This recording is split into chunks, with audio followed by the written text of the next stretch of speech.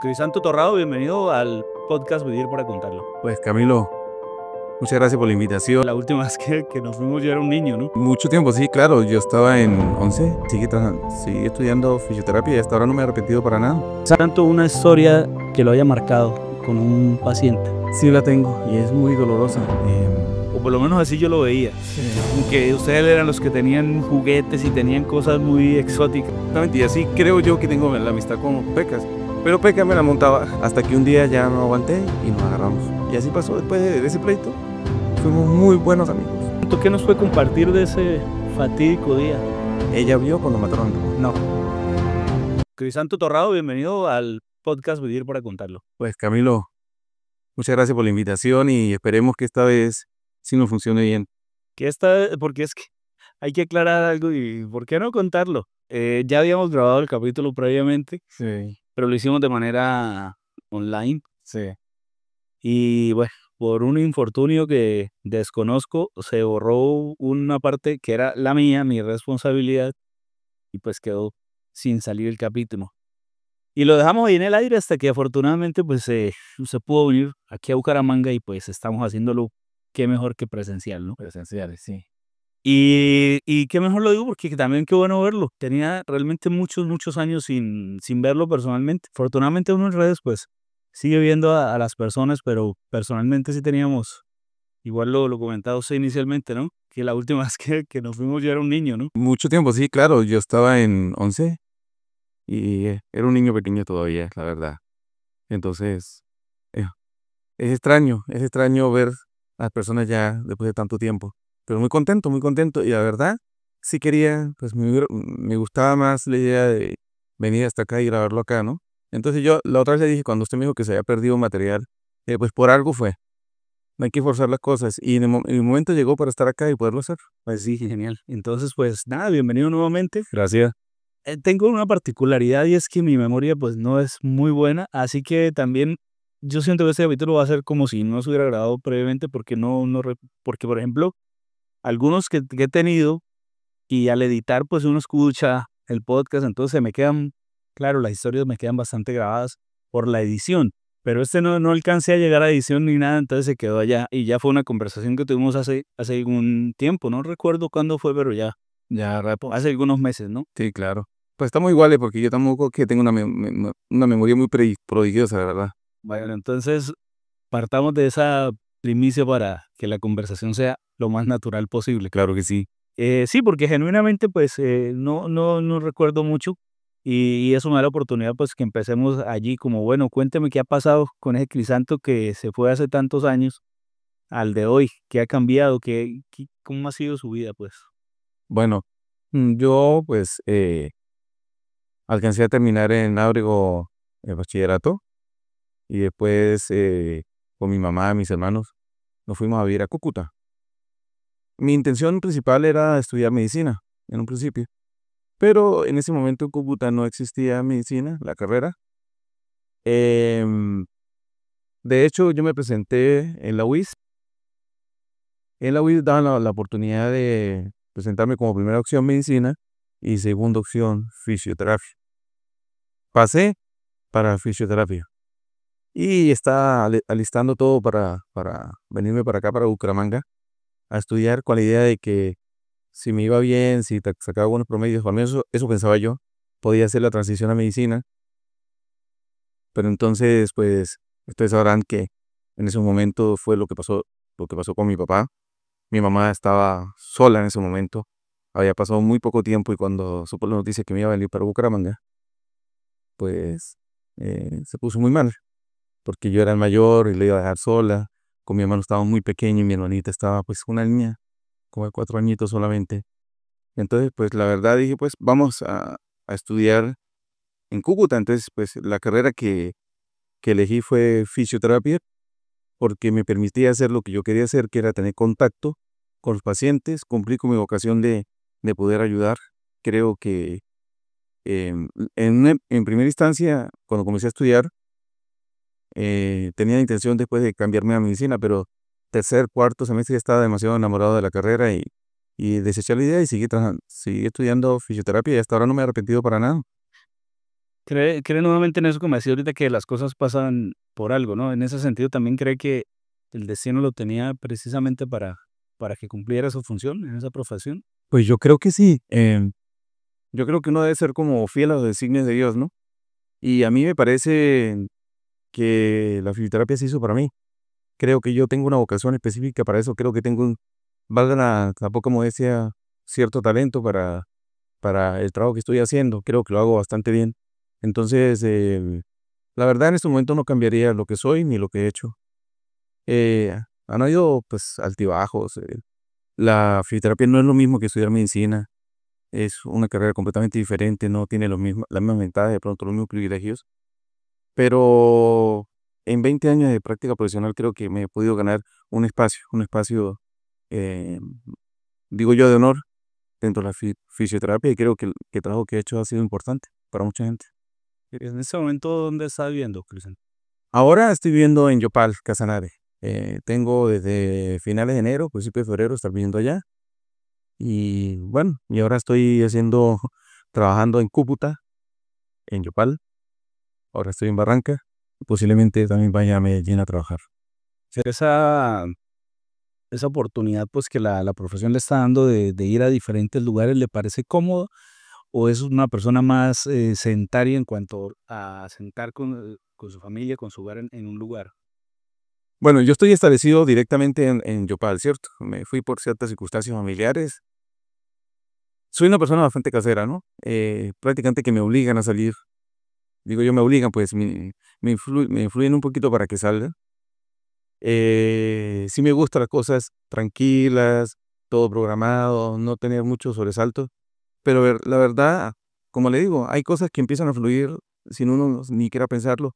Y las oportunidades o la, o el designio de empezar a salir a trabajar en otras partes se fue dando casi que de manera espontánea. No sé en qué momento empecé a agendar pacientes en otras ciudades y la verdad se me emociona bastante. Es una aventura diferente porque durante 20 años estuve practicando en Cúcuta sin moverme de ahí. Ahora pues he estado en Cúcuta nuevamente, pero ya visitando Cúcuta. En Yopal ha sido una experiencia muy diferente por el tipo de gente que hay en Yopal. La idiosincrasia es muy diferente a los cucuteños. Y pues yo creo que estoy feliz, emocionado. Algo de miedo le da a uno el cambio, pero me parece que es una evolución dentro de la carrera. Bueno, pero viendo ya un poco pues al plano familiar, ¿cómo está constituido su núcleo? Bueno, yo llevo muchos años casado con Natalie, mi esposa, una gran mujer, a lo que le debo muchísimo. Duramos muchos años de novios. ¿Cucutaya? No, la conocí en Cúcuta, pero ella es de Río Negro, de Antioquia. Sí, la conocí por medio de un paciente, precisamente que era amigo de un paciente, y desde que fuimos novios no nos hemos separado nunca. Y tengo una bebé, una niña, ya va a cumplir 4 años ahorita en noviembre, que es mi adoración. Duramos 11 años sin tener familia, no porque no quisiéramos, sino porque las cosas nunca se dieron. Y en manos de Dios siempre estuvimos, hasta que Dios nos la quiso mandar. Y no puedo estar más feliz con esa bebé. Pues me hace pensar lo que hablamos ahorita de, pues, la conoció gracias a su carrera, ¿no? Sí, claro. Yo si hubiera decantado por fisioterapia, pues claro que pues obviamente no el efecto mariposa, igual hubiera podido ser cualquier otra cosa, pero cuando uno ya conoce y genera el vínculo con sus seres queridos, pues no cambiaría uno. Exactamente, sí. Exactamente, si no eres de fisioterapia, posiblemente no tendría a mi Gabrielito ahorita y no tendría las cosas que tengo. Entonces sí, seguramente algo hay, ¿no? Y qué más importante que la familia y esos seres queridos que uno da la vida por ellos, ¿no? Fundamental, sin eso no hay nada. Para mí, yo me precio de ser un hombre de familia y para mí lo más importante es la familia antes que cualquier otra cosa. Cuando, cuando decide estudiar fisioterapia, decía que su mamá pues estaba también en una fase donde no quería estar sola. ¿Cómo está ella ahora? Pues Pues ahora que ya se está por fuera y demás, ¿está más tranquila o todavía sigue habiendo como esa necesidad de encontrar un espacio de familiaridad o de unión? Pues es muy buena pregunta porque parte del hecho que estoy viendo ahora en Yopal tiene que ver con mi mamá y con mi hermana. Mi hermano Jonathan, él es ingeniero civil Y él hace mucho tiempo, perdón, ha estado viviendo en Casanare por su labor como ingeniero civil. Y pues él quiso darle una mejor vida a mi mamá, de pronto generar mayores oportunidades para mi hermana, que también es colega mía, que es fisioterapeuta también. Y ellas decidieron venirse. Sí, otra razón más. Exactamente. Y decidieron venirse para Casanare, para Tauramena precisamente, y yo me quedé solo en Cúcuta con mi esposa y mi hija. Como le digo, mi esposa es de Antioquia, de Medellín, y pues empecé a evaluar la posibilidad de saber cómo era el cuento. De pronto en Tauramena, que es un pueblo más bien pequeño, es como más o menos como Chinacota, igual de turístico Chinacota, pero entonces por mi perfil profesional me quedó como difícil quedarme solamente en Tauramena. Entonces a una hora está Yopal. Entonces, pues a una hora es fácil estar yendo y viniendo. Entonces decidí mudarme a Yopal para estar cerca de mi familia precisamente. Pues mi mamá es muy cohesionada con nosotros. Sí, después de la muerte de mi papá, pues ella no ha olvidado a mi papá. Ese amor ha perdurado con los años. De hecho, uno se pone a hablar con ella de papá y todavía se le salen las lágrimas, ¿cierto? Ella duró mucho tiempo de luto por ella, por él. Y por yo ser el mayor, pues es el que he estado como más con ella, como más de soporte. Entonces no quise pues dejarla, ¿no? Yo pues por mi carrera pude evaluar la posibilidad de mudarme, entonces ahora estoy con ella, pues a menos cerca a ella y a mi hermana también en Casanare. Y para su esposa, pues esa situación de trasladarse y generar, básicamente de ser una nueva vida, por una razón, pues que es ajena a ella en ciertos sentidos, es que, pues, ¿cómo lo tomó? ¿Cómo fue aceptarlo? Mire, Camilo, por eso le digo yo, lo importante de tener una buena mujer al lado. Sí, en muchos sentidos. Uno tiene que, pues yo creo que fui privilegiado porque aunque hice el análisis antes de elegirla, pues casi que las cosas también se dieron de forma providencial. Ella eh, siempre me ha apoyado en todo, siempre me ha apoyado. Entonces yo no dije, no, vamos. Yo le dije, mi amor, hay esta oportunidad, eh, mi familia está para allá, he estado mirando en Yopal cómo son las cosas. Dice, vámonos. Si tú dices que allá te va a ir mejor o que allá vas a poder seguir haciendo tu proyecto, vámonos, yo te apoyo. En lo que te pueda apoyar, yo te apoyo. Y entonces, pues nos pusimos a investigar. Yo duré 6 meses investigando cómo eran las cosas en Yopal. Pues es una ciudad pequeña, pero una ciudad muy bonita, muy organizada. La gente, cuando yo digo que me iba a vivir a Yopal, piensan que Yopal es de pronto un pueblo pequeño, con mucha inseguridad, por allá metido en la selva, en los llanos, por allá. No, es una ciudad, pero es pequeña, pero es muy organizada, muy bonita, y de pronto es un buen lugar también para que mi hija crezca. Entonces, fue uno de los factores que también influyó. Entonces ella estuvo feliz. Obviamente no ha sido fácil adaptarnos, pero nosotros sabíamos que eso iba a ser así. Y de la mano, pues hemos tratado de salir adelante en esa nueva ciudad. Y estando en Yopal Fuentes empezó a gestar la necesidad o la oportunidad de empezar a proyectarme hacia otras ciudades. Entonces, Y el objetivo entonces de estar cerca a la familia, pues se ha logrado. Claro, si vienen en el día más recurrentes de unión con ellos. Sí, claro. Por cierto, un saludo muy especial a Jonathan, pues fue mi amigo de infancia. sí, sí. También con muchos años de no verlo, pero pues ahí está un recuerdo especial y un saludo para Jonathan. ¿O no? Entonces, ¿cómo suelen compartir ustedes? ¿Cuál es ese momento de unión que suelen tener? Bueno, como le digo, pues Jonathan está con ellas allá en Toramena, entonces cada rato estaba yendo y viniendo a la casa porque igual es un pueblo pequeño, ¿cierto? Yo viajo los fines de semana sobre todo para allá. A veces me quedo todo el fin de semana con ellos, a veces solamente puedo ir el domingo por cuestiones de trabajo. Estamos evaluando, de hecho, esa posibilidad de mirar cómo estamos más tiempo allá, ¿cierto? Porque cuando estamos en Cúcuta, yo 2 o 3 días a la semana estaba donde mi mamá. Ahora pues es un poco más complejo por lo que pues a veces el trabajo no me deja ir tanto, pero al menos los fines de semana sí. Ahora pues tenemos la posibilidad de celebrar todos los cumpleaños de todos los sobrinos y las fiestas, fechas importantes. Vamos a estar todos en diciembre. Antes o estábamos con Jonathan o estaban conmigo, porque yo que tenía que viajar hasta Cúcuta para estar y el trabajo de él es bastante demandante. Entonces ahora pues me queda más fácil a mí viajar hasta Tauramena para celebrar las fiestas. Y eso ha sido una de las cosas pues, que nos ha motivado, ¿no? ¿Y son navideños? ¿Son de celebrar esas fechas? Sí, claro, claro. ¿Y hay alguna costumbre de gastronómica o algo así que conserven de Ábrego. Claro, pues, los buñuelos, Ese olor típico de cuando está haciendo el buñuelo, la conserva. conserva, exactamente.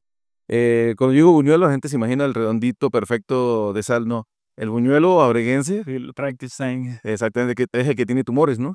Se echan el pedacito de queso por dentro, cuando empiezan a fritar, sale y se da el tumorcito y es un buñuelo dulce.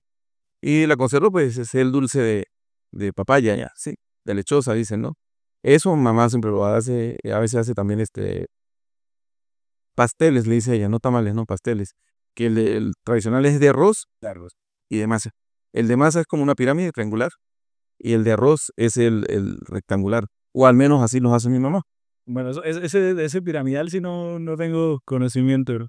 En la familia lo que hacen es como que lo amarran con otro color para saber cuál es cuál. Ah, ok. Pero claro, sería más práctico, o no sé si más práctico, por lo menos más eficientes, y diferenciarlo a través de la forma, ¿no? O al menos eso es lo que yo recuerdo. El de masa era más como un triángulo, como una pirámide. Y el rectangular, el normal, era el de arroz. Bueno, lo que nos digan ahí los que nos están viendo cómo lo hacen y si esa es una costumbre abreguense. Y cuando va los fines de semana, eso es de decirle, mamá, hoy tengo ganas de tal cosa extraña, ese sazón de la mamá. Pues la arepa nunca falta, ¿no? Ah, siguen comiendo arepas. Claro. Y la arepa de la mamá es diferente. Mi esposa aprendió a hacer la arepa porque ni era. Ah, no me diga. Y es muy juiciosa para eso. Y la hace muy rica, sí, pero entonces obviamente mi mamá la hace diferente. A mi esposa le encanta la arepa que hace mi mamá también. Y siempre, pues, siempre que vamos tiene algo, ¿no? Algo preparado siempre. Algo nos da, o almorzamos o cenamos allá. Pero la arepa siempre está ahí, ¿no? Y la arepa cañera como esto, como tal. Y prácticamente que como arepa cañera cuando voy allá donde mamá. Cuando usted dice que ella aprendió a hacer arepa, ¿fue porque quiso tal vez pues aprenderlo para usted o ella realmente descubrió en la arepa pues un gusto para ella también? ¿Qué cree usted? Pues muy buena pregunta. Yo creo que en un principio lo hizo como para darme gusto a mí, ¿cierto? Otra pues le da como curiosidad porque hacer paisa, yo como otra arepa que es parecida. La arepa paisa es parecida, pero no igual a la cañera. Es que ahora sí, hablando un poquito del origen de la arepa, seguramente la influencia, bueno, no sé si es más por Antioquia o por Venezuela. No sé si de pronto aquí tienen que haber personas que sepan el origen de la arepa, porque es tan grande, ¿no? Que es como la característica de la arepa bucañera. Sí, y es diferente porque la arepa cañera levanta pellejo, ¿no? Lo que dicen, ¿no? ¿Qué es lo más rico? ¿O el de tamale? Sí, sí, sí. Pues no sé, no sé. La verdad que yo siempre he dicho que entre Antioquia y la provincia de Ocaña hay muchas similitudes, ¿no? En primer lugar, aunque el acento es diferente, tanto en la provincia de Ocaña como en Antioquia se vocea. Son de las partes donde se vocea. Y segundo, pues el fenotipo de la persona, ¿no? Sí, un poquito más blanca, un poquito con ojos claros, sí. Y pues las mujeres.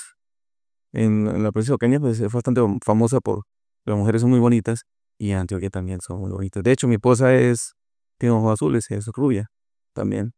Entonces, creo que hay como ciertas similitudes. Y en el cuento del comercio, del trabajo, Sí, con la ética de trabajo también nos parecemos un poquito en ese sentido. hay bastante influencia.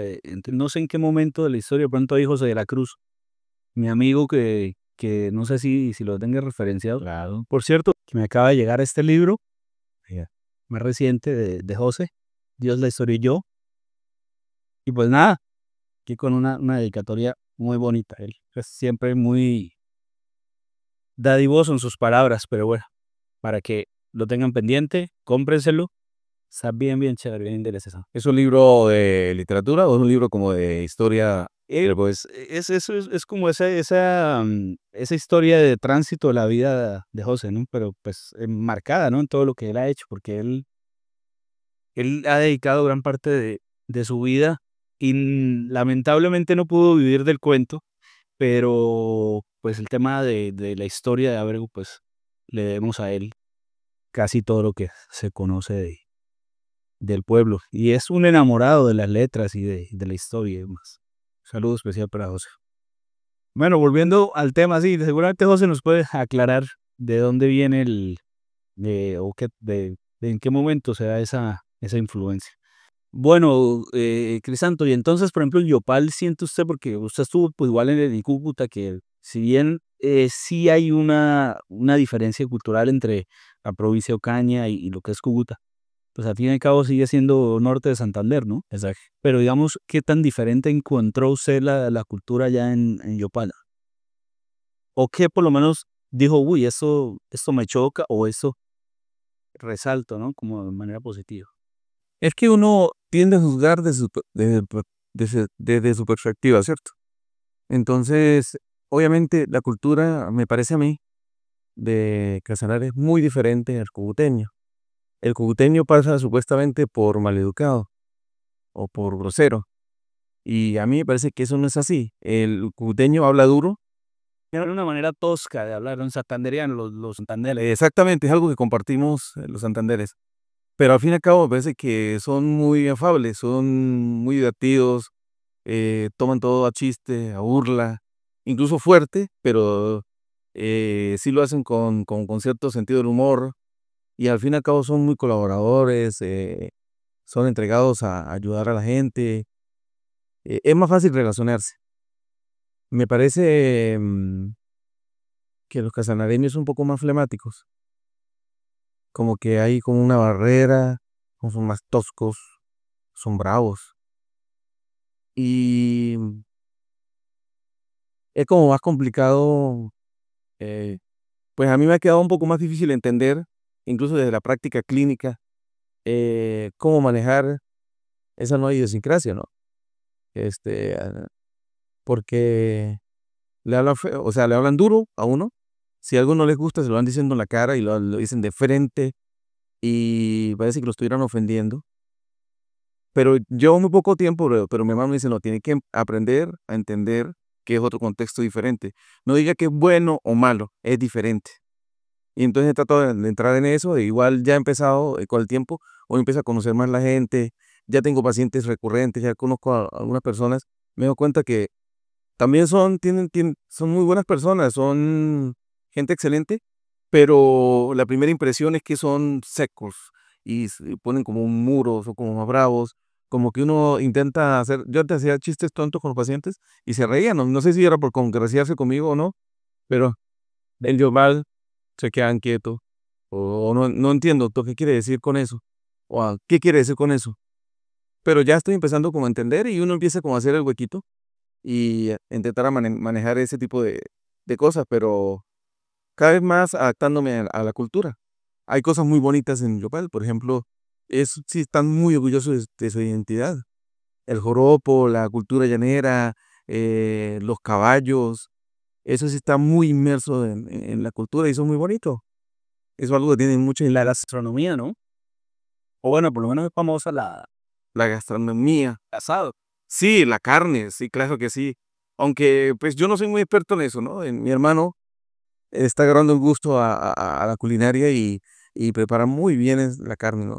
Sí, wow, hay que invitarlo cuando hagamos la reunión de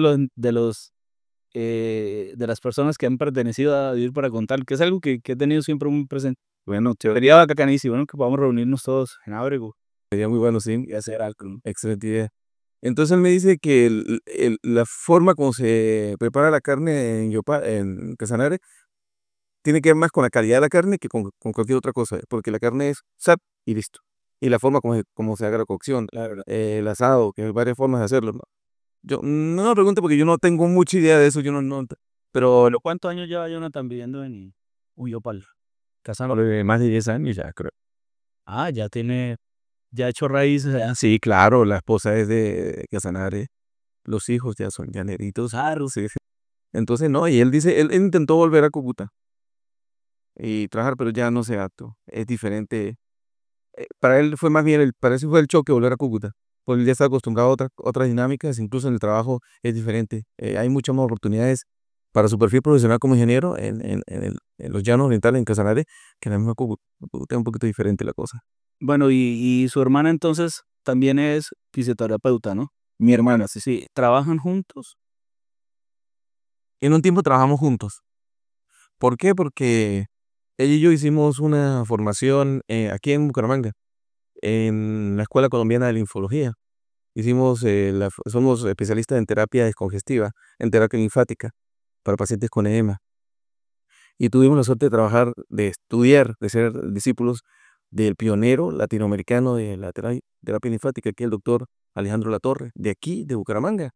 Cuando estuvimos buscando dónde hacerlo, veamos referentes en España, en México, hasta en Estados Unidos, y el común denominador era que todos habían estudiado con el doctor Latorre, y el doctor Latorre lo teníamos aquí en Bucaramanga, antes nos vinimos para acá, y con mi hermana en Cúcuta trabajamos terapia linfática juntos. Ahora ella en Tauramena está en un proyecto, posiblemente trabaje con EPS ya, y piensa pues de pronto montar la consulta en terapia linfática también. Yo lo pienso hacer en Yopal, pero como lo mío también es dolor, entonces no sé si siga con una cosa o con la otra. Tengo la formación, tengo pacientes de terapia linfática, pero tengo que empezar a definir. No, ni siquiera he definido eso bien. Por ahora atiendo las dos cosas, pero de pronto la que sí está más enfocada en esa área es mi hermana. Dejo por ahí. Tanto una historia que lo haya marcado con un paciente. Sí la tengo y es muy dolorosa. Al principio, ahora yo solamente atiendo adultos por ortopedia. En un principio yo atendía pacientes de neurorehabilitación, niños con ciertos problemas de retrasos psicomotores, en fin. Y una vez empecé a atender a una pacientica muy pequeñita, la agarré como de 6 meses, con un síndrome muy especial que se llama artrogriposis. Es una alteración que, eh, para hacerlo sencillo, pues modifica la constitución molecular de la cápsula articular, del cartílago articular. Entonces ellos empiezan a retraerse, se encorvan bastante. Pero la particularidad de esta niña es que era supremamente brillante, inteligentísima. Y yo la conocí desde que comenzó a dar sus primeras palabras hasta que ya entró al colegio. Y de mi mano, pues con la mamá que ahora es una gran amiga mía, María Fernanda Larrea, em, le enseñamos a gatear, le enseñamos a caminar, pudo caminar pese a la discapacidad. Ella se llamaba Gabriela, la niña. Y pues más que un paciente fue una gran amistad. Le agarramos mucho, mucho cariño, mucho cariño. Y mi prima, una prima, Lady, ella trabajaba conmigo, ella era mi asistente, y ella estaba enamorada de la niña también. Y ella iba bien, hasta que una vez tuvo consulta en Bogotá y le tuvieron que traérsela rápido porque la altura le empezó a afectar. Tuvo una alteración respiratoria y pensaron que ya en Cúcuta iba a estar bien, pero empezó a retroceder, a retroceder, a retroceder. Cancelaron la consulta conmigo, las terapias, porque estaba un poquito enfermita. Pero pues varias veces había pasado eso, que la hospitalizaban por unos 3, 4 días, pero empezó a tener una semana, fue más largo, fue más largo. Cuando la mamá me llama llorando, que la tenía en cuidados intensivos y que posiblemente se iba a morir. Y cuando ya estuvo el momento, ella me llamó para que fuera y me dejaron entrar a verla. Pues a estar allá con ella. Y Gabrielita murió. Y pensaba que ella era solamente una paciente, pero la verdad la sentí como si hubiera sido mía. Uh, Y lloré por ella como no había llorado por nadie. O sea, como si fuera mi hija. Y me marcó de tal manera me marcó que yo no volví a atender niños después de eso. Le voy a contar algo más. Perdón. Mi hija se llama Gabriela por ella. No, güey. Y eso estuvimos de acuerdo mi esposo y yo, porque con ella, yo era novio de ella, me casé. Ella fue pajecita mía en el matrimonio, Gabrielita. Se veía un vínculo muy, muy, muy especial. Yo quiero mucho a María Fernanda, José Luis. Ellos ahorita están en Estados Unidos, pero de hecho ellos cuando se fueron, a mi hija le regalaron todo lo que tenían de My Little Pony, todo, todo, todo eso. Yo, ¿quién más sino Gabriela para quedarse con eso? Y ahí mi hija tiene todo eso, una herencia de ella. Entonces fue una experiencia muy terrible. Durísimo. No, y todo lo que tenga que ver con niños es complicado. Todo muy difícil de aceptar. Y al punto de que su hija se llame así, se llama muestra en serie. Por supuesto, los papás saben, ¿no? Que se llaman. Claro, no sé qué impacto habrá tenido en ellos. Creo que tuvo que haber algún impacto. Sí, claro. De hecho, ellos nos regalaron la cuna. No tuvimos a comprar la cuna. Y cuando llegaron que yo quería regalar una cuna de Gabriela, pues no pudimos rechazar ese ofrecimiento. y ya lo tuvimos. Y cuando ya la niña dejó de utilizarla, la devolvimos para que otro niño lo vuelva a utilizar. Porque es una cuna que utilizó el papá de Gabriela, de mi paciente. Sí. O sea que tiene una historia, sí, tiene muchísimos años. Te digo, todavía la está utilizando otra persona. Bueno, y marcó entonces incluso también la línea, pues, de trabajo profesional, ¿no? Claro, yo no voy a atender niños. Después Que fue muy fuerte sí, pero demasiado. No sé si eso sea debilidad de mi parte, pero yo decidí no hacerlo y me mantengo en eso porque sufrí mucho con eso. La verdad, sí. Sí, sí, digamos que hay cosas a las que uno, pues, es más sensibles que a otro y, pues, ¿por qué? ¿Por qué someterse uno, pues, a que si se puede evitar? Pues, claro que digo yo, ¿no? Sí. Bueno, viendo a temas de pronto no tan tan difíciles, ¿no? Tan duros. ¿Cómo es su día a día? En el aspecto profesional, Sí, ¿cómo es el que sea todos los días? ¿Qué hace? ¿Se dedica mucho al trabajo? ¿Cómo es, los fines de semana? ¿Qué suelen hacer como familia? bueno, eh, yo creo que todavía estamos aprendiendo a vivir de una manera más organizada, digo yo. Eh, yo soy muy obsesivo con las cosas, ¿no? Y con mi carrera he sido muy excesivo. Y a veces creo que me he enfocado mucho en el estudio, en mi carrera, y a veces obvio un poquito pues las necesidades de esparcimiento de mi familia, ¿no? Entonces son cosas que al menos he entendido ahora y estoy intentando cambiar eso, ¿no? De estar más, compartir más y ahora con la niña pues intento compartir mucho más y intentar crear espacios que estén fuera del trabajo. Pero normalmente yo diría que mi trabajo es más o menos relajado, en el sentido que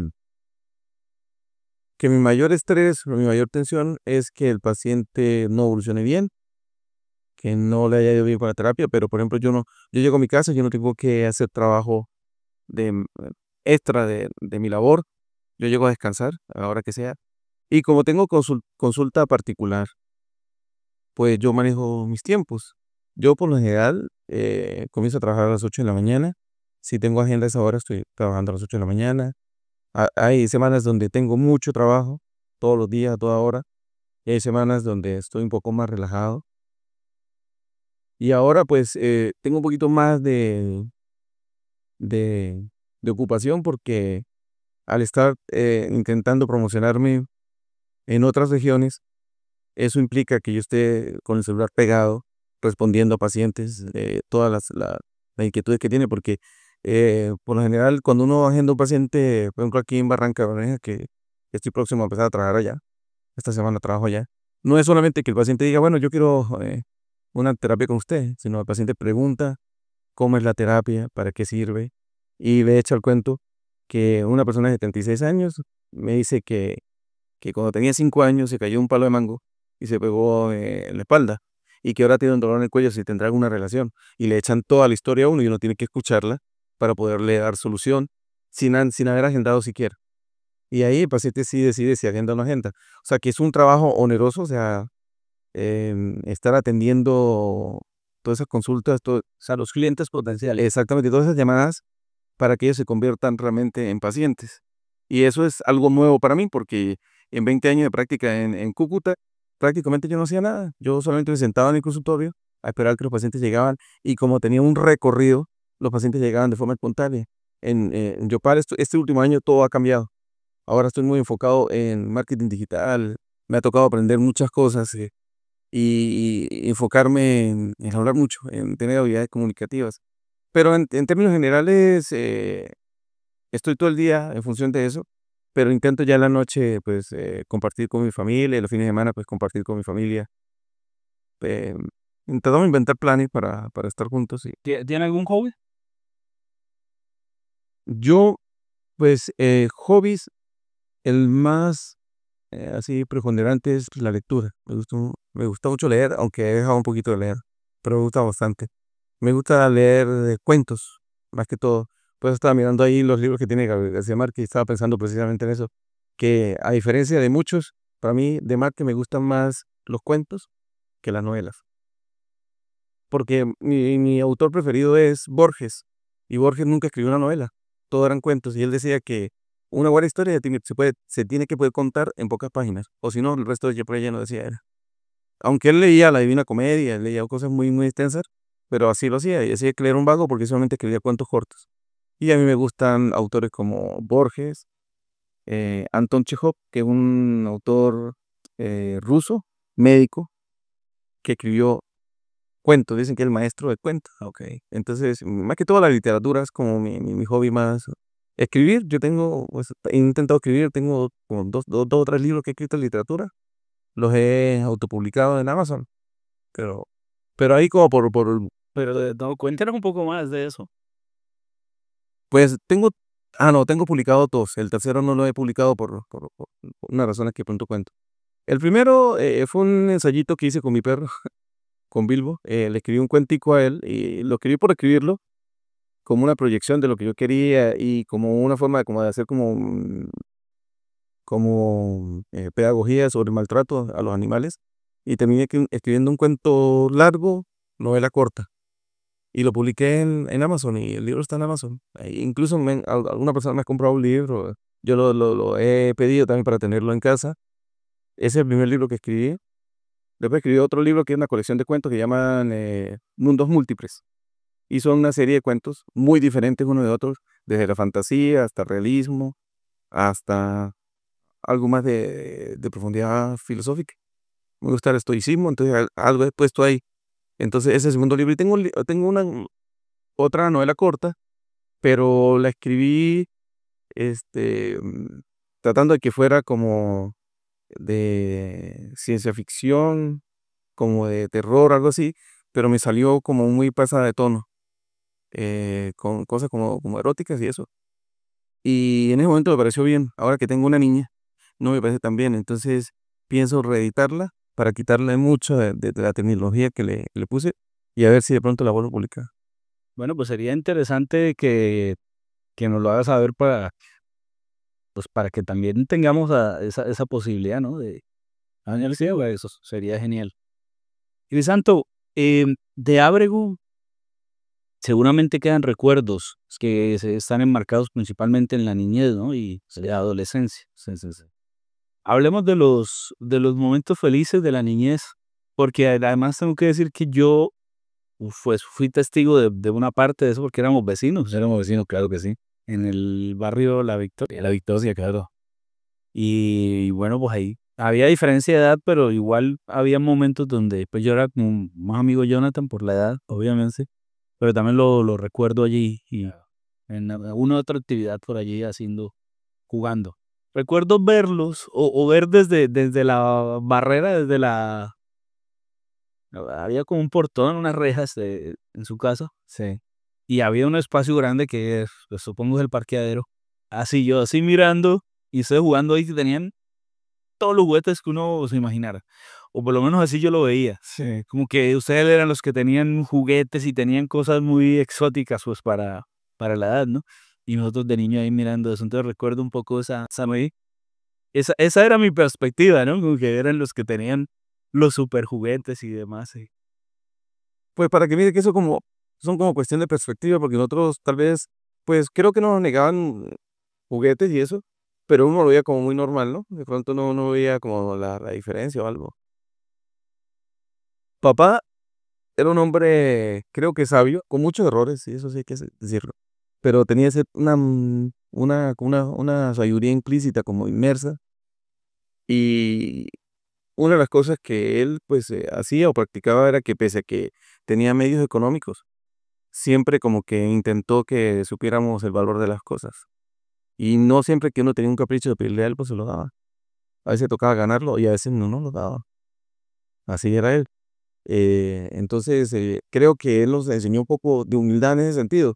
Sí, creo que cuando a nosotros se nos ocurría pedirle algo para una fecha especial como Navidad o cumpleaños, si estaba dentro de las posibilidades nos lo daba, como por ejemplo el Nintendo. Ah, bueno, cosas como esas, ¿no? Y haciendo la fila para poder entender, sí.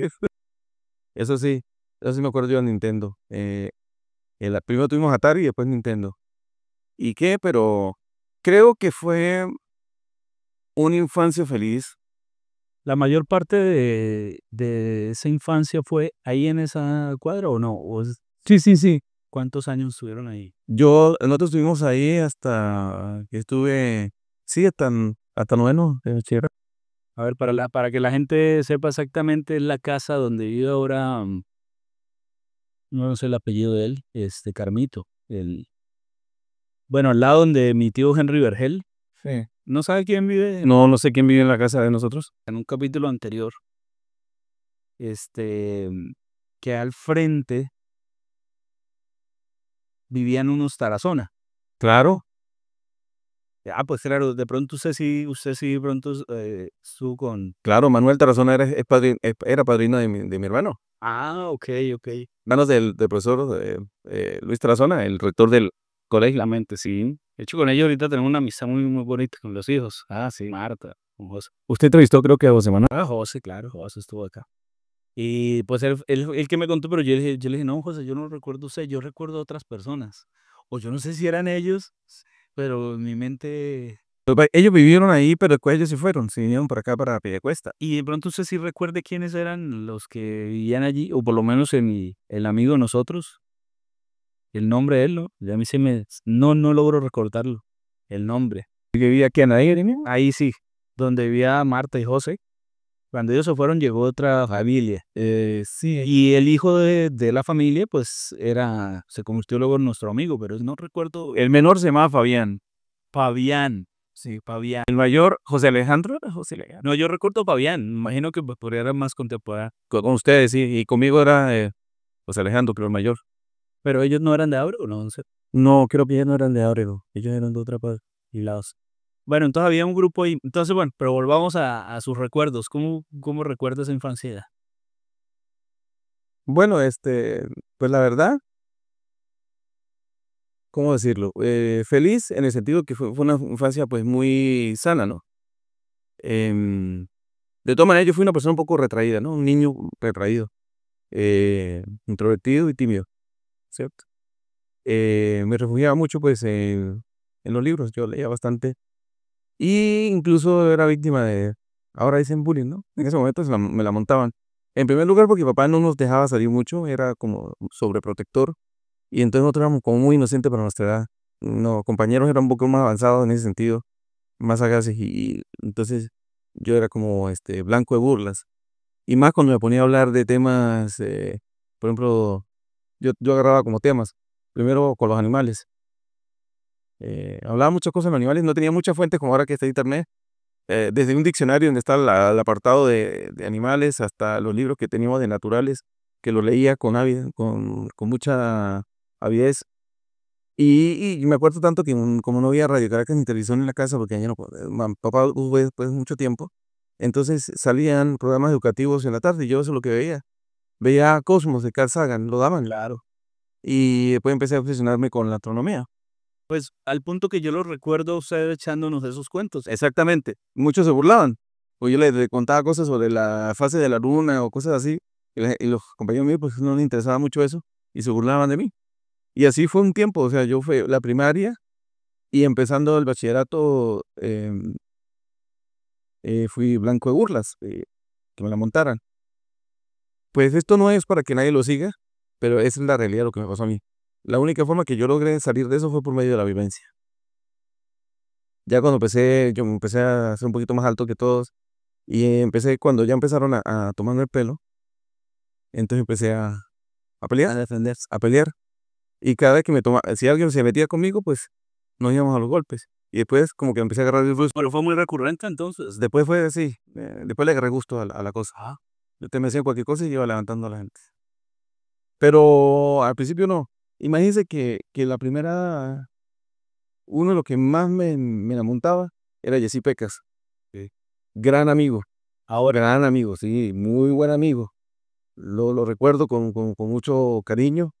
Y como dice Borges, ¿no? Las amistades de los hombres o la amistad en general son mucho más fuertes que el amor, porque el amor, si hay distancia, se pierde. En cambio, la amistad no puede pasar muchos años y sigue recordando con cariño y ve a la persona y siguen siendo los mismos amigos. es como si no hubiera pasado el tiempo. Exactamente, y así creo yo que tengo la amistad con Pecas. Pero Pecas me la montaba. Yo entré, él estaba en séptimo y cuando yo entré a sexto y me la aplicó, me la aplicó, me la aplicó, me la montaba por todo, hasta que un día ya no aguanté y nos agarramos. a puños. Eso fue un problema porque mi papá supo, habló con la mamá de Pecas y ella me decían que Santico, no agranden el problema porque yo sé que ustedes después de esto van a ser grandes amigos. Y así pasó, después de ese pleito, fuimos muy buenos amigos y una amistad que todavía mantenemos. ¿Quedan muchos amigos de Abreu? Sí, grandes amigos. ¿A quién recuerda aquí que vamos? Espero no ofender a nadie, sino en el Barça, sí, sí, porque memoria prodigiosa no tengo.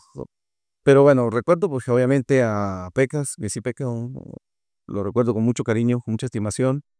Y recuerdo obviamente a Giancarlo Vergel, a Rorro, a Alvarito. Yo era muy amigo de Jan, pero de todas maneras, como estaba con ellos, me rodeaba de ellos, incluso salimos mucho tiempo. Y cuando pasó lo de papá, pues fueron un gran apoyo para mí. Estuvieron muy pendientes de mí y ahí uno se da cuenta quiénes son buenos amigos.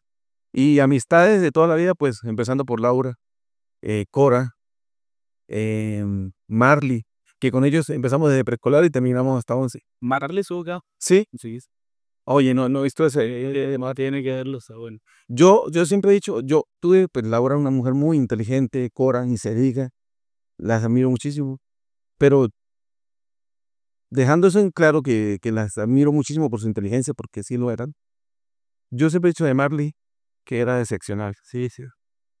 porque ella era buena estudiante, esa de notas, pero yo entendía de ella que era una mujer muy, muy inteligente y todavía lo sigo pensando. Y yo digo, Marley, sacrifiques un poco por el pueblo. Yo le digo, ¿por qué no se lanza para alcaldía? Es necesario que, yo no quiero ofender a ningún político en Ábrego, pero yo digo que es necesario que Ábrego tenga un buen alcalde una vez. Que, digamos, ese fenómeno político Sí, de, pues, es generalizado, ¿no? La calidad de quien ejerce una función que exige, pues, unos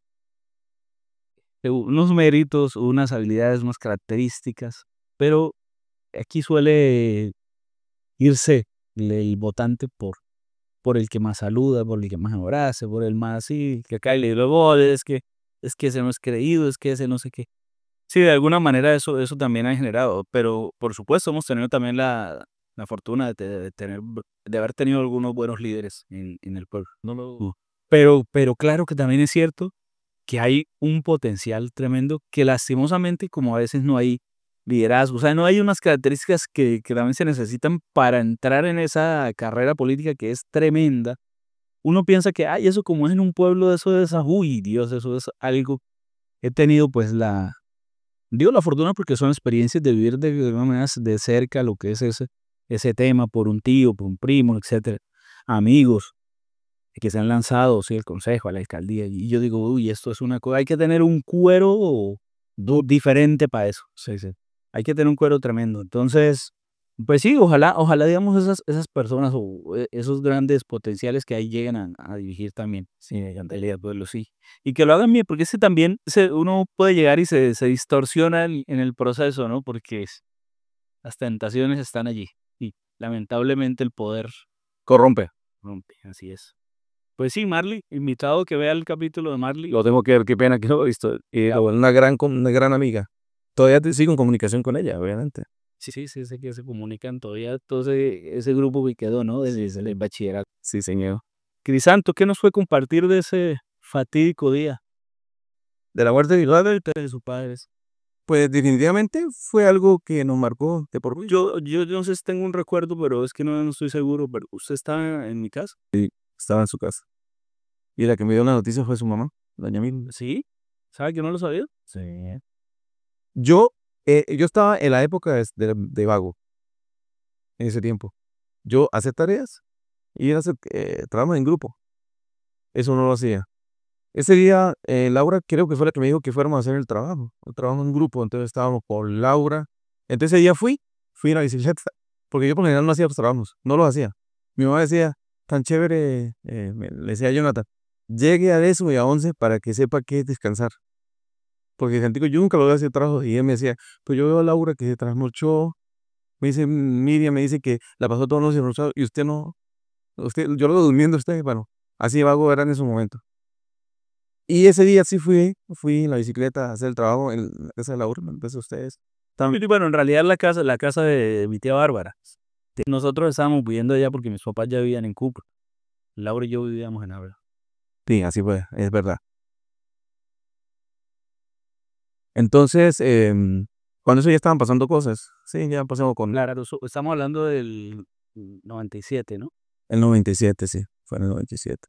Ya habían matado al profesor, ¿cómo es? El profesor Francisco, había matado al profesor Francisco. Ya se habían llevado alguna gente, pero bueno.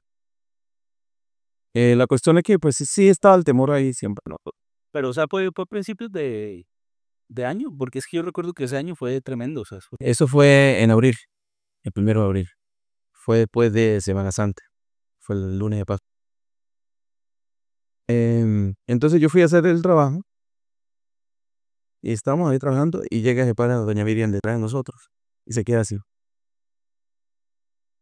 Y dice, ay, qué santo, niños, es que creo que pasó algo abajo.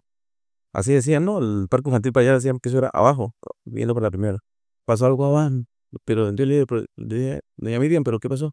No sé, pasó algo feo.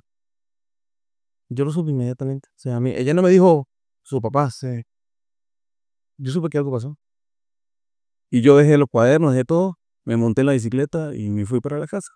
puede creer que yo tengo el recuerdo de usted salir corriendo y montarse en la cicleta y coger así en contravía. En contravía así por la calle central, ¿cierto? Esa sí la hacen.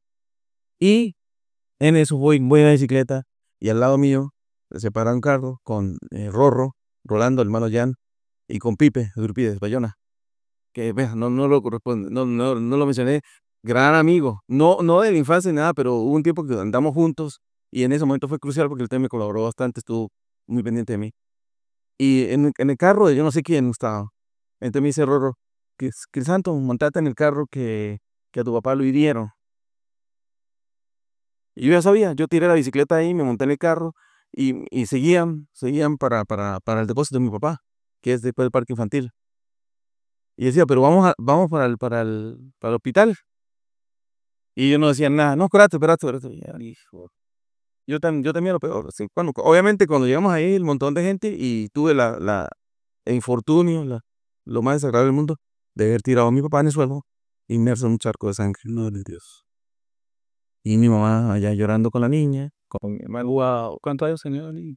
La niña de momentos tenía, a ver, yo tenía 16 años, eh, 16 años tenía yo, y yo le digo 14, está 2 años, 2 añitos, 3 añitos, pero mi hermana se acuerda de todo. Ella vio cuando mataron al papá. No. Ella vio cuando me botaron al papá. Yo lo vi tirado en el suelo. Bueno, entonces eso fue muy terrible porque pues ahí me tiré a llorar con él y bueno, mi hermano lo asumió de una manera completamente diferente. Ese como que se bloqueó.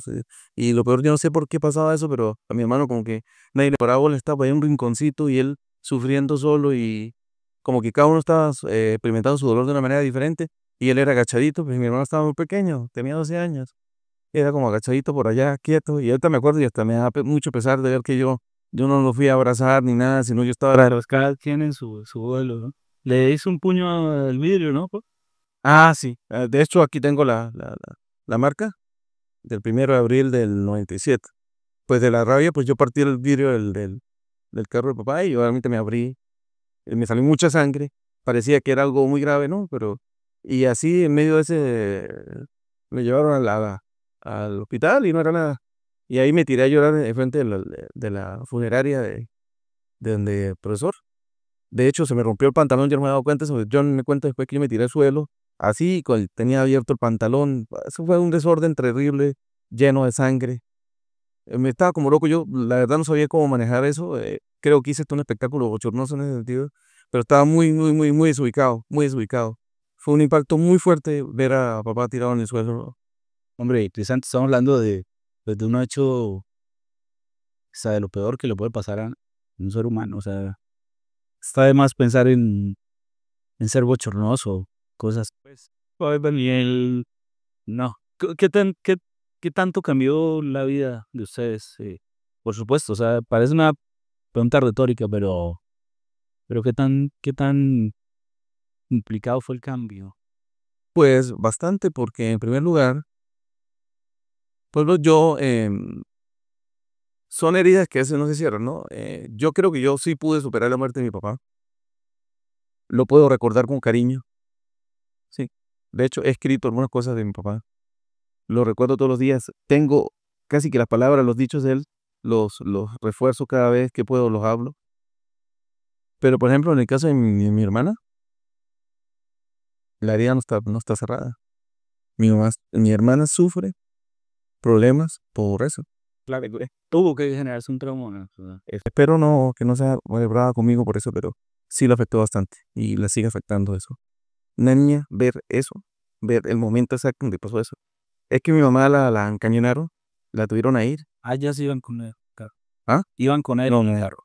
lo estaban esperando. Entonces encañonaron a todos los empacadores, a los probadores y mi papá, a mi tío Dúa, a Luis, que estaba ahí, lo tiraron al suelo. Y a mi mamá la tenían encañonada en la casa, porque la casa quedaba al frente del depósito. La tenían encañonada con la niña. Mi papá, cuando frenó, vio eso.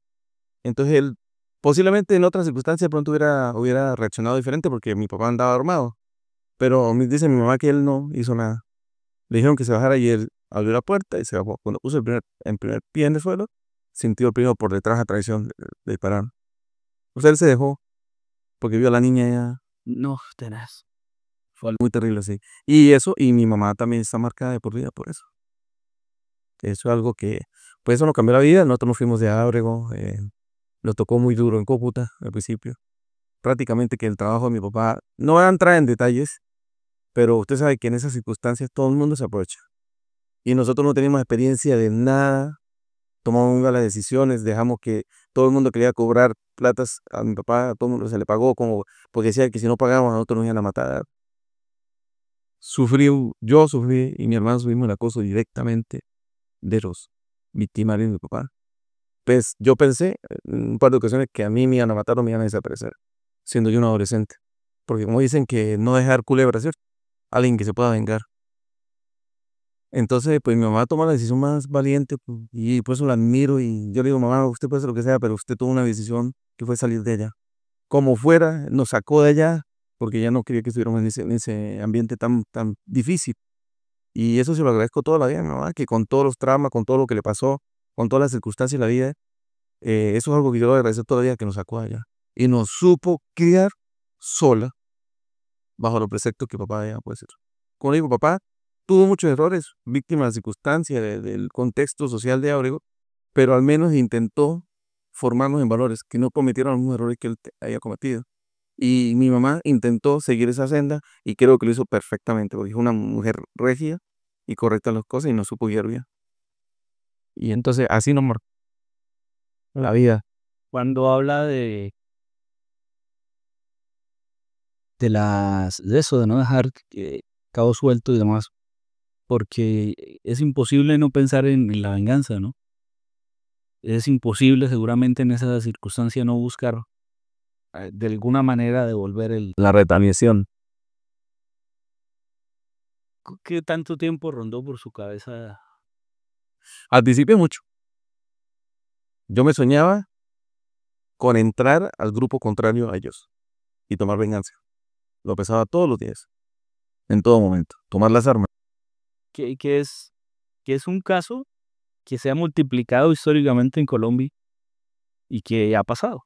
Es decir, el fortalecimiento de los grupos armados también es una consecuencia de esas circunstancias, ¿no? Sí, esas reacciones en cadena, ¿cierto? Así es. De una vuelta acá, entonces yo voy para acá y aquí no. Y yo no sé qué pasó. En primer lugar, mis amigos me ayudaron mucho. Un amigo me estuvo diciendo, yo te ayudo, pero ahorita no. O sea, como para calmarme. Yo te ayudo a entrar, pero ahorita no. No va a decir el nombre, pero él lo que hizo fue tomarme el pelo para que yo me calmara y dejara pensar en esas cosas. Hasta que hubo el tiempo que ya me pude calmar y analizar bien las cosas. Y de pronto yo nunca he sido, o en ese momento nunca fui una persona muy religiosa, pero la creencia en Dios siempre estuvo. Entonces en ese momento empieza uno como a pedirle a Dios un poco de iluminación. Pero en un principio sí pensé en eso, en tomar retaliación y meterme en un grupo armado y hacer todo lo contrario. Ahora, ahora entiendo que ningún grupo armado es bueno, para mí es lo mismo si vienen de un lado o del otro. En el caso de mi papá, pues fue un grupo que fue quien hizo eso, pero yo a ellos no, o sea, yo, para mí, todo el grupo, todos los grupos que están alzados en armas, que violentan, que violan, que matan, que secuestran, que torturan, para mí son todos deplorables. Ese es mi comentario. Venga, la violencia como opción, No. no. Al menos, vas a completamente sincero, porque yo no soy ninguna paloma de la paz, ¿no? Yo creo fehacientemente que la violencia, el monopolio de la fuerza, de la violencia la debe ejercer el Estado de manera legítima. Eso sí. Y yo creo que los criminales deben recibir la justa medida, así sea por medio de las armas o por medio de la cárcel, pero medidas fuertes, duras, no débiles. Yo no estoy de acuerdo con que se deba perdonar ciertas cosas de los criminales que dice, si se presenta un proceso de paz, tienen que pagar y pagar bien, y hacer reparación, y no burlarse de las víctimas, como lo están haciendo actualmente, que se burlan de las víctimas riéndose en su cara y poniéndoles penas ridículas. Como ves, yo no tengo diferencias entre un grupo y otro. Todos los grupos para mí son terribles y todos tienen que pagar. Pero si usted me pregunta qué ha pasado con eso, yo digo que yo aprendí a perdonar y yo perdoné a los que asesinaron a mi padre. Lo perdoné. ¿Cómo lo perdoné? El hecho de que yo tomé la decisión de no pensar más en violencia, en no tomar ninguna acción contra ellos, sino en tratar de cortar esa cadena hasta ahí. ¿Usted no cree que a veces la gente, la sociedad, exhibe el perdón a la víctima? O sea, como que usted tiene que perdonar, exactamente. Y el perdón debe ser una opción, ¿no? ¿Es una opción? Y yo creo que las víctimas tienen todo el derecho a manifestarse como quieran, claro. Y si no quieren perdonar, porque es todo el derecho, porque son víctimas. Exactamente. Y cada vez que presionan desde cualquier contexto social a una persona para que acepte el perdón, eso se llama revictimizarlos. Claro.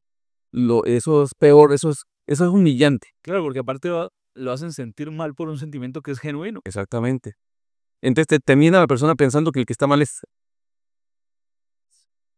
Bueno, digamos que entiendo que habrá muchos que estén en desacuerdo, pero es también mi manera. No, pues Sí, sí. yo le voy a confesar algo. En un principio, yo tenía una mentalidad un poco más como a la izquierda, digámoslo así. Pero más bien influenciado por lo que le pasó a mi papá, porque fue un grupo de extrema derecha que le hizo a mi papá. Ahora no, ahora tengo una mentalidad un poco más conservadora, flexible, sí, pero un poco más conservadora. Yo no, sabe que yo nunca me había centrado en pensar, soy de izquierda, soy de derecha. De hecho, siempre intenté estar como en el centro o simplemente decir que era político. Yo decía, uno debe votar o debe apoyar un candidato que tenga buenas propuestas para el pueblo, si no importa si corre un poquito hacia la izquierda, un poquito, ¿no? O un poquito hacia la derecha, un poquito, no al extremo. ¿Por qué será que nos están enseñando que el punto medio es malo? ¿Por dado cuenta que es incluso burla? Sí, exactamente. Como si ser extremo es lo que debe ser. Lo que debe ser. Y eso, bueno, a mí me parece absurdo. Si yo puedo extraer lo mejor de los mundos, ¿por qué no? Y sí, no, y usted no, nadie tiene derecho a encasillarlo, pero lo encasillan a uno. Entonces, de hecho, yo por mucho tiempo voté por Fajardo, que supuestamente era el centro, y le decían uno tibio, ¿cómo es que decían? Tibios, tibios, tibios, tibios. Em, yo, pues, por la derecha nunca votaba al principio. Ahora, las circunstancias del país en este momento posiblemente me están obligando a tomar una decisión más hacia la derecha. Es que cuando un extremo se radicaliza, la respuesta es hacia... El efecto péndulo de la película. Precisamente lo que estamos hablando. O sea, los extremos al final lo que generan es unas distorsiones de lo que debería. Sí, del deber ser de las cosas. Bueno, pues tremendo. Le voy a confesar algo. O sea, yo casi nunca, o creo que en ningún capítulo, pues había entrado como en un detalle así de preguntar algo tan íntimo, ¿cierto? No sé por qué se me salió como preguntar. Yo creo que la razón es porque yo lo recuerdo, yo estaba ahí. Exactamente. Sí. Entonces, de pronto me nació de ella la pregunta, pero no fue como premeditada. Porque me parece delicado, me parece abusivo, ¿sí? Entrar en eso. Y bueno, recibir su respuesta y escucharlo, pues me estremeció, o sea, duro, duro. Pensar en su hermano que tenía la edad de mi hija. Pienso en mi hija también. Y no, sí. De hecho, uno queda con un... Yo tengo 44 años, estoy próximo a cumplir 45. Y mi papá lo mataron de 43 años. Y uno tiene... Uno súper joven. Uno antes pensaba que era No, para mí era un señor, ¿no? exactamente. Y no, era, Y uno cree que está muy joven, pero pues sí, no, en serio. pero yo siempre tenía el temor si yo realmente iba a sobrepasar la edad de uno. Los 43 años. Y tenía 43, 42 cuando nació su hija. Eh, sí. Entonces estaba ahí como en ese punto de, Claro, claro. y eso le, Y una cosa muy, muy tremenda porque cada vez, no sé si me siento peor por mi hermana o la comprendo más, pero al tener ya mi hija, entiendo todo lo que tuvo que sufrir mi hermana. No solamente el evento traumático de la muerte de mi papá, sino la inexperiencia de nosotros para llevarla a ella. Porque yo ejercí la función como de papá y lo hice mal. Era un adolescente, era una persona muy joven y de pronto fui muy drástico con ella. Ahorita me arrepiento mucho. Le he pedido perdón no sé cuántas veces por las cosas que y ella me dice, pero es que usted no era mi papá. Usted hizo lo mejor que pueda con ello. Pero de todas maneras uno me siente mal y ahora que tengo una niña, sé que actúe de una manera, tratando de llevarla por el buen camino, de mantenerla así que no me fuera salido, de por sentir la responsabilidad con papá de que la niña no fuera a perderse y que yo tenía esa responsabilidad de hacerlo. Lo mismo que con mi hermano, aunque mi hermano pues rápidamente creció y ya más bien fue muy independiente. Mi hermano siempre ha sido muy independiente y muy fuerte en ese sentido. ojalá, ojalá, quisiera verme con Jonathan pronto. En ese sentido, digamos, la labor de su, volviendo al tema de uno ya cuando uno ve y percibe a los demás, y luego cuando uno se autopercibe, entonces eso de autopercibirse uno ya, el señor, ¿sí? Sí, pero entonces lo mismo, o sea, uno dice que ahora que uno que es papá, que ahora que uno pues ejerce también una función dentro de un hogar, entiende lo difícil que es sacar adelante un hogar, responder por un hogar, proveer para un hogar, y su mamá coger esa responsabilidad y hacerlo de manera exitosa como usted lo manifiesta, sí, y como es evidente pues a través de ustedes, que son todos pues personas de bien para la sociedad. Sí, sí. Es, es obviamente no aplaudible, ¿no? Es el mérito que tienen y que han tenido muchas mujeres en Colombia, Exactamente. que la guerra las ha expuesto a esa situación tan difícil, porque uno dice, si es uno con la pareja, echar para adelante es complejo, ahora solo, Solo y sola, ante un mundo muy agreste. y un mundo machista, entonces con una mujer que tiene que resolver y cuento. Además, usted, pues su papá es económicamente exitoso, ¿no? Un tipo conocido por sus habilidades comerciales y exactamente. Yo lo recuerdo como, yo, por ejemplo, tenía como la camioneta la mejor, sí, y cosas así, ¿no? Y luego me imagino que también hubo un cambio en términos de calidad de vida, ¿no? Más allá pues, de lo difícil de no estar él, pues también estaba el reto. Hubo momentos, sí, hubo momentos muy complicados, mucha escasez. Y esa pregunta sí recuerdo que se la hice en el pasado y es, mire que es un podcast completamente diferente, ¿no? Sí, sí, sí, completamente. Completamente.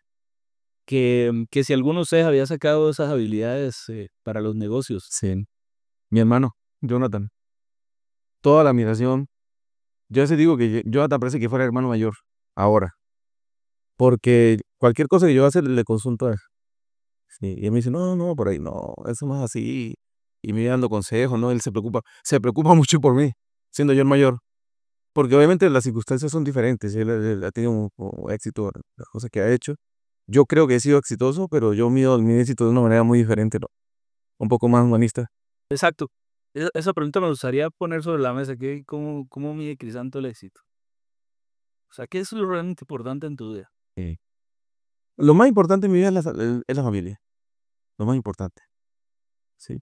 Y por lo que acabamos de hablar de tantos problemas, tantas complicaciones, tanto terror, tanto miedo, para mí lo más importante es la tranquilidad. Para mí, a veces se idealizan conceptos como la felicidad. La felicidad parece en conceptos como que uno tiene que estar contento en todo momento. Para mí la felicidad es sinónimo de tranquilidad y eso atesoro mucho. Gracias a Dios en este momento yo puedo decir que soy una persona tranquila, que no tengo problemas con nadie, que puedo vivir mi vida tranquilo, que puedo hacer lo que yo quiera sin pensar en que nadie me vaya a hacer algo, pese a las circunstancias del país. Entonces creo que tengo una familia muy bonita, que tengo una esposa amorosa, que tengo una hija amorosa, que estamos criando a esa niña con mucho amor, que tanto mi hermano como yo y mi hermana estamos muy pendientes de mi mamá, que aunque somos una familia pequeñita, como dice el Lilo y Stitch, somos chiquitas, una familia rota, pero bonita. Estamos somos pequeñitos, pero estamos muy unidos. Eh, Realmente, yo creo que con mi hermano nos tenemos un gran amor, nos queremos mucho. Aunque cada persona lo manifieste de manera diferente, pero nos queremos mucho. Y con mi mamá, pues la queremos demasiado. Estamos muy pendientes de ella. Yo digo que la pensión de mi mamá somos nosotros. Que pues ella se preocupa por todo, pero no tiene nada por qué preocuparse, la verdad. Porque ella no tiene que pensar en ningún sostenimiento, porque mi hermano está pendiente de ella. Yo estoy pendiente de ella, mi mamá está pendiente de ella. Entonces, para mí lo más importante, el éxito lo puedo medir con que he podido formar una familia muy bonita, en la que me siento muy bien, muy feliz. Segundo, pues mi carrera profesional. A mí quiero tener éxito económico, no voy a decir que me ha ido mal, normal, no soy millonario, ni mucho menos. Pero además del éxito económico que quiero tener y que por el cual estoy trabajando, pese de 20 años de práctica profesional, todavía estoy pensando en eso.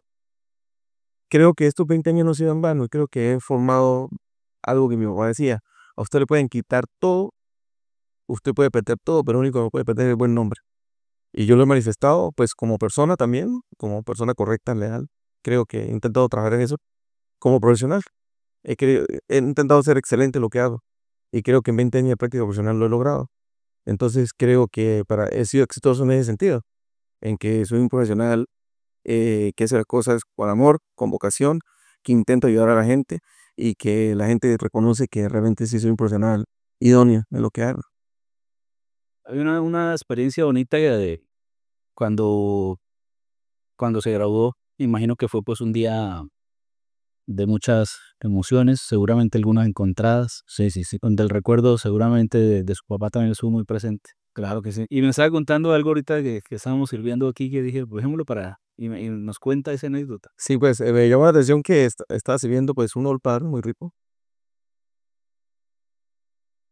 y recordé que a mi mamá le gustaba mucho el whisky y entre todo lo que pasó, después de la muerte de mi papá quedó una botella de Old Parr, pequeñita, así de esas. Y quedó ahí. Y obviamente mi hermano pues estaba muy pequeño para poder disponer de ella. Entonces yo ejercí monopolio sobre esa botella. Entonces como mi papá quería que todo fuéramos profesional y el primer profesional de mi familia iba a ser yo. Yo hasta que no me gradúe de la universidad, no voy a destapar esa botella de whisky. Y duró ahí pues todos los años de la carrera porque yo no me pude graduar en 5 años. A mí me tocó trabajar, aplazar semestres, volver a empezar para poder terminar. Pero todo ese tiempo que estuvo esa botella ahí, hasta el día que me pude graduar. Y el día que me gradué, la abrí y me la tomé. Con mi hermano, con mis amigos. Y pude brindar, pero como si estuviera brindando con mi papá, así creíble. Porque y tal vez contaba eso, me imaginaba ahí comprando esa botella, sin saber, tal vez, algo ya en su interior sí, pero sin saber con que esa pelada toda les vive cuando se gradúe. Y no sé, se hizo un poco raro pensar en todo eso, las circunstancias que eso ya tiempo. Y nunca sucumbía. a la tentación. Sí. Yo ahorita no tomo trago. Las vi. Puedo disfrutar un trago, sí, pero no me emborracho. Pero en la universidad sí tuve un tiempo que por la compañía con mis compañeros, a veces empecé a tomar un poquito más. Pero bueno, eso pasó.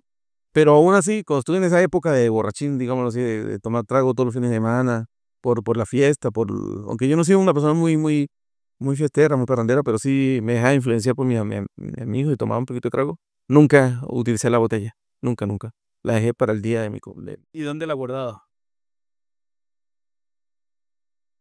De pronto estaba muy joven, pero en Abrego, es una anécdota. Una vez Llegaron unos comerciantes a tocar en las puertas de todas las casas, a vender yo creo que en Ábrego todavía hay esos muebles, un mueble multiusos o modular, durísimos, metálicos que uno los engarzaba así y armaba las casitas donde ponía el equipo de sonido y tenía una licorera y tenía para ponerle ¿cómo es? Cerámicas, porcelanas, y eso duró mucho tiempo en mi casa.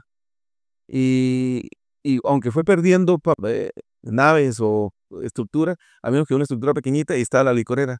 Y ahí había dejado papá la botella, ahí quedó, ahí donde la dejó, sí, wow, hasta el día de... Entonces estuvo ahí guardada a la vista de todos en la licorera del multimueble le decía. Yo sé que en Ábrego todavía hay gente que tiene su multimueble. Sí, sí, sí, sí. Sí, eso es una cosa como, eran como ángulos dorados y tenía como un grabado de florecitas. Y ahí estuvo todo ese tiempo. Tuvo que ser muy especial ese momento. ¿No? Sí, sí, sí. Pues la celebración de mi graduación fue en absoluta pobreza, ¿no? Yo en ese momento no tenía ni para nada. Alcancé a conseguir plata para alquilarme un traje para ir al evento. Eh, Recibí el grado, fue mi hermano y mi mamá y mi hermanita. Y cuando llegamos a la casa, creo que fue mi hermano, compramos un pollo asado, pollo al roster, pues. Y llegaron unos amigos, llegó mi primo, Kelmar, el de que puta, siempre estuvo muy presente con nosotros. Y después de comer el pollo, fue muy bonito porque fue en pobreza, sí, o en circunstancias muy complicadas, pero ahí nos tomamos un trago porque yo me gradué y tenía la deuda del ICETEX con el que estudié, tenía deudas, tenía que empezar a mantener una casa, a pagar arriendo de donde estábamos viviendo y sin trabajo. O sea, yo me gradué y el otro día tenía que ir a buscar trabajo, a rentar, a ver cómo hacía para empezar a mantener la casa.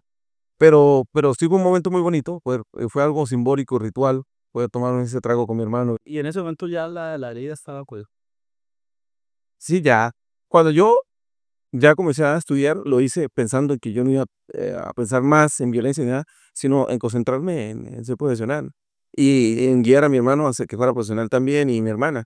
Y yo dejé por completo de pensar en esas cosas. No, no volvieron a Ábrego. Duraban un serio sin ir ahora. Y de hecho, cuando vamos muy poquitos días. De pronto eso es algo que quisiera cambiar. Nunca es tarde para eso. Pero por algo o sea, hay un sentimiento todavía adverso cuando llegan. Camino, mire, es que yo no entiendo qué pasa a veces para personas o... Pues yo cuando me fui a Ábrego, yo pensaba volver con cierta frecuencia. Y de hecho nosotros nos fuimos en abril y yo creo que para diciembre yo fui. Pero pasó algo muy extraño. Cuando fui a Ábrego estaba reunido con unos primos y llegó una persona, no voy a decir el nombre porque ya no tiene sentido ni quiero pensar en eso, a recriminarme por ciertas cosas de mi papá. Una persona que era hijo de alguien muy querido, muy cercano a mi papá, y por esas cuestiones de la violencia, llegó a recriminarme y a ofrecerme que nos diéramos plomo. Para decirlo de una manera, me amenazó con un revólver, y eso de verdad me frustró mucho, me dio demasiada rabia, y la verdad, pues el pueblo pagó por eso, porque me dio mucha rabia y no quise volver más. Porque entonces cada vez que vaya alguien me va a amenazar o me va a recordar a mi papá o va a esperar que yo me bata en duelo porque ahora mi papá no está, entonces ahora yo tengo que seguir esa esfera de violencia. Entonces eso, pues creo que me dañó la intención de ir con cierta frecuencia a Ábrego. Porque mi intención era ir cada vez que pudiera, oigo, porque usted sabe cómo es la mecánica de la gente que ama mucho el pueblo y va mucho tiempo. Y la verdad eso me dañó como ese impulso. Entonces dejé de ir a Ábrego. Me dolió, ¿no? De no ir. La última vez que fui fue para el sepelio de mi abuelita. Obligado prácticamente. Sí, sí. O sea, digamos, fue por un evento ya muy puntual. Sí, fui al entierro, el otro día me devolví. Fui con mi mamá en el carro y me devolví el otro día. Pero es algo que he querido cambiar. La verdad, creo que pues la gente de Ábrego no tiene la culpa de eso. Yo quiero mucho el pueblo, quiero mucho a la gente de Ábrego. Entonces no sé cuál es el sentimiento encontrado que tengo en ese sentido. Estoy tratando incluso de cambiar eso. Ahora estoy mucho más lejos. Antes me quedaba Muy fácil, claro. ahora me queda más complicado, Yopal queda bastante lejos. Pero de alguna manera quisiera, en primer lugar, ir a Ábrego con cierta frecuencia a visitar a mi familia, que tengo allá todavía, y que mi hija también conozca de dónde salimos. ¿Sabe? No sé si usted sabe que El Torrado todo torrado en Colombia puede rastrear su origen hasta Ábrego. El primer torrado nació en Ábrego. Pero es un apellido mexicano, ¿no? O sea, quiero decir, con mucha... Se ha difundido mucho en México. Debe ser de origen español. Es de origen español, pero el torrado colombiano nació en Ábrego. El primer torrado llegó a Ábrego. Y los torrados no es un apellido muy común en España, pero llegó un torrado a Ábrego. Y de hecho tenemos un ancestro bastante ilustre, que viene siendo como todo el mundo se pelea por eso y no se peleen porque sí pudo ser el tatarabuelo de muchísimas generaciones. Entre más avanzamos, más Expande la... ancestros tenemos. Existe alguien que se llama General Mateo Torrado, héroe de la patria de la Guerra de los Mil Días. De hecho, en el Museo de Ocaña existe todavía el sable del doctor Mateo, del general Mateo Torrado. Sí, creo que Gustavo Torrado, él está haciendo un libro que se llama Orocue. Creo que lo que algo ahí de lo que de los apartes que ha compartido creo que vi que menciona, o yo no sé por qué creo haberle escuchado él algo sobre ese coronel. Y es de Ábrego, sí, el general es de Ábrego. Algo muy interesante. Pues Crisanto, ¿qué puedo decir? Eso es, volviendo al tema, eso no es su obligación, o sea, el ir o no, el querer al pueblo o no, eso nadie se lo puede exigir. Es lo que sienta, es que ojalá cuando le nazca y pueda volver, por ejemplo, lo veía con mucho entusiasmo hablar de sus amigos, seguramente puede disfrutar una tertulia con ellos Claro. en algún momento. De hecho, lo estoy diciendo porque me nace, porque quisiera de corazón volver más al pueblo. Ahora que tengo una hija, quisiera que conociera, pues, de dónde salimos. Y sí, seguro muchos abrazos nacerán allá. Crisanto, muchísimas gracias por haber compartido este espacio, pero sobre todo haber pues tenido la bondad de abrir esos recuerdos, compartirlos con nosotros. Algunos muy duros, muy difíciles, incluso experiencias como la de la niña, ¿no? Que son duras, pero también es la oportunidad de ver la otra cara, ¿no? Lo que se ha logrado también dentro de unas circunstancias difíciles, pues lo que hizo su mamá, también, ¿no? De sacar a sus hijos adelante y lo que son hoy ustedes para la sociedad. Felicitarlos por lo que son ahora, por lo que seguirán siendo seguramente, por lo que seguirán transmitiendo a sus generaciones, que no fue el odio, que no fue la venganza, sino que fue pues hacer el bien, ¿no? Y creo que eso es algo para resaltar. De verdad, muchas gracias. Bueno, Camilo, muchas gracias por invitarme. La verdad, sí quería estar muy entusiasmado de poder hacer esto con usted de frente. Me gustó más hacerlo. Y le agradezco, pues, para poder hablar. A mí me encanta, pues, poder expresar cosas, se puede hablar, incluso hacer pequeños homenajes, ¿no? A mi papá, a mi mamá, a mis hermanos. Y creo que esta fue una oportunidad de oro para hacerlo. Entonces le agradezco mucho por la oportunidad. Dejémonos unas palabras de recuerdo, homenaje a su papá. Cuando su hija más tarde de repente se encuentra ese video por ahí. Recuérdenos a sus papás. Unas palabras, bueno, el homenaje para mi papá es agradecerle. eh, Siempre lo voy a tener como un gran hombre, como lo digo siempre, con muchos errores, pero tuvo la virtud de enseñarnos, no de sus errores, decir, sí, yo pues estoy cometiendo, pero yo no quiero que ustedes lo cometan, sino que ustedes sean hombres de bien. Yo creo que papá sembró un legado que espero que mi hija siga adelante, que mis sobrinos sigan adelante, que esa enseñanza que uno dice que una persona no muere si sus ideas siguen adelante. Yo creo que papá sembró un legado muy importante de, de superación y quiero que mi hija algún día pueda saber de la historia de mi papá y pueda continuar ese legado, que sus nietos, que pueda contar que una persona en Ábrego que le pasó estas cosas, que mis sobrinos puedan hacer lo mismo con Mateo y Tomasito y contar con orgullo quién fue su abuelo y que eso se mantenga en el tiempo, que el legado no se pierda. Eso. Gracias. Bueno.